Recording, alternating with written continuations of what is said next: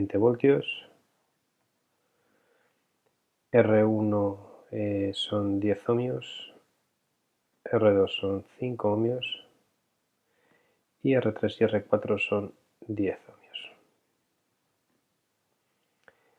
Para calcular la resistencia total, que sería el siguiente paso, la pila, el elemento más alejado, que sería R4, cuando voy hacia la pila me choco con R3 y R4 están en paralelo, con lo cual nuestra resistencia RA va a ser el paralelo de R3 con R4, que como siempre va a ser R3 por R4 partido de R3 más R4. R3 y R4 vale 10 ohmios, con lo cual la operación va a ser muy sencilla. 10 por 10 partido de 10 más 10. 10 por 10 son 100, 10 más 10, 20, 10 entre 2, 5 ohmios. El circuito equivalente sería quitar R3, R4 y colocar ahí esta resistencia RB, con lo cual la pila, el elemento más alejado sería RB, nos chocaríamos con R2, R2 y RB están en serie, con lo cual nuestra resistencia, lo que nosotros vamos a llamar RB, va a ser igual a R2 más RB por estar en serie. R2 son 5 ohmios, RB son 5 ohmios. El resultado de esta, perdón, de RA, esto es RA, perdón.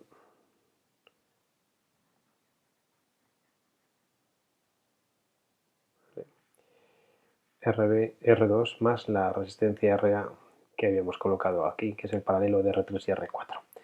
RB es R2 más RA, 5 más 5 son 10 ohmios.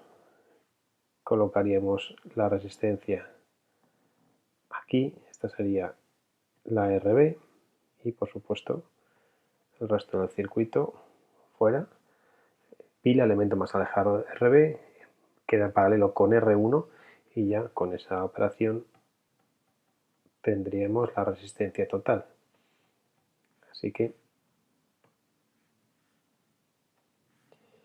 vamos a calcular esta RC, que según hemos visto es el paralelo de R1 con lo que antes habíamos llamado RB. Igual que antes, ahora será R1 por RB partido de R1 más RB. R1 vale 10 ohmios, RB vale 10 ohmios, con lo cual tenemos las mismas operaciones que antes. El resultado va a ser 5 ohmios y va a ser igual a la resistencia total del circuito. Resistencia total del circuito, 5 ohmios. Una vez que tenemos la resistencia total, calculamos la corriente total del circuito, que será la tensión total partida de la resistencia total del circuito. La tensión total son 20 voltios, que es lo que nos da la pila, partido de la resistencia total que acabamos de calcular, que son 5 ohmios. 20 entre 5 son 4 amperios. Corriente total, 4 amperios, que es la corriente que sale de la pila y que viene por aquí. No llega aquí, se divide en la corriente que va por R1 y la corriente que viene hacia R2, con lo cual en este caso no podemos aplicar en ese circuito, no podemos aplicar ahí la ley de nudos, así que vamos a aplicar la ley de mallas en esa malla y previamente marcamos los símbolos que van de la tensión que van a ir dejando en cada uno de los elementos pasivos, es decir, en las resistencias. La corriente R1, como siempre, entrará por positivo, saldrá por negativo, R2 entrará por positivo, saldrá por negativo, la corriente por R3 que bajará, entrará por positivo, saldrá por negativo, la corriente por R4 entrará por positivo y saldrá por negativo. Recuerdo que esto del signo positivo y el signo negativo, según el sentido de la corriente, lo hemos explicado en clase. Bueno, pues aplicamos mallas, no tenemos nada más que decir que 0 es igual a la tensión de R1 menos la tensión de la pila. De aquí despejo el valor de R1, que es igual a la pila. Con lo cual la tensión en R1, igualmente que en la pila, son 20 voltios. Como tengo eso, puedo calcular la corriente a través de R1, que será la tensión en R1 partido de R1. Tensión en R1, 20 voltios entre 10 ohmios, pues esto bastante fácil, 2 amperios. Aplicamos nudos en ese punto y diremos que la corriente total será igual a la corriente que se va por R1 más la que viene por R2. Sumatorio de corrientes que entran igual a sumatorio de corrientes que salen. De aquí despejo el valor de la corriente R2, que será el valor de la corriente total menos la corriente que viene por R1. 4 amperios menos 2 amperios quiere decir que por R2 circulan otros 2 amperios. Como tengo la corriente por R2, calculo la tensión en R2. Tensión en R2 será igual a la corriente R2 por R2. Corriente en R2, 2 amperios por R2, que son 5 ohmios, estos son 10 voltios. Llego a este punto, igual, la corriente se me divide entre la corriente que va a venir a través de la resistencia R3 y R3 y la corriente que va a ir a través de R4 y R4. Con lo cual, como con la ley de nudos no puedo trabajar, aplico en esa malla la ley de mallas. La ley de mallas dice que 0 es igual a las tensiones o a la suma de tensiones de esta malla. Es decir, A más V R3 menos V R1 más V R2.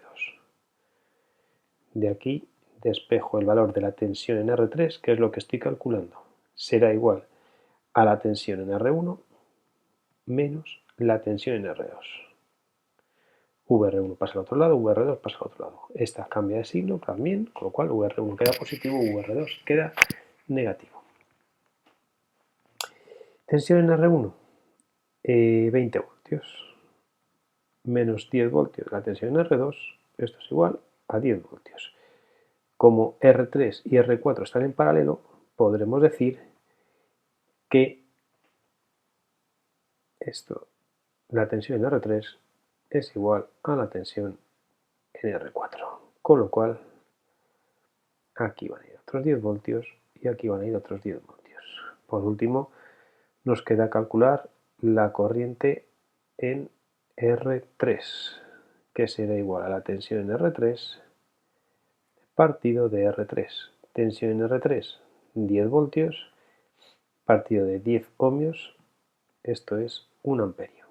En el caso de la corriente por R4, será igual a la tensión en R4 partido de R4. Tensión en R4 igualmente 10 voltios, R4 10 ohmios, el resultado 1 amperio.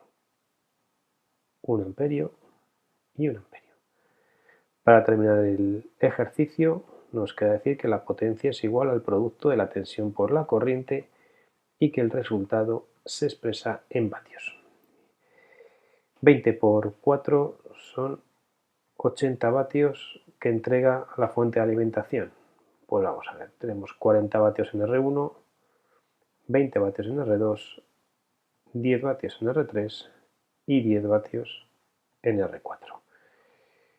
Una vez más vemos que la potencia generada es igual a la suma de las potencias consumidas. Con lo cual podemos decir que el ejercicio está correctamente analizado.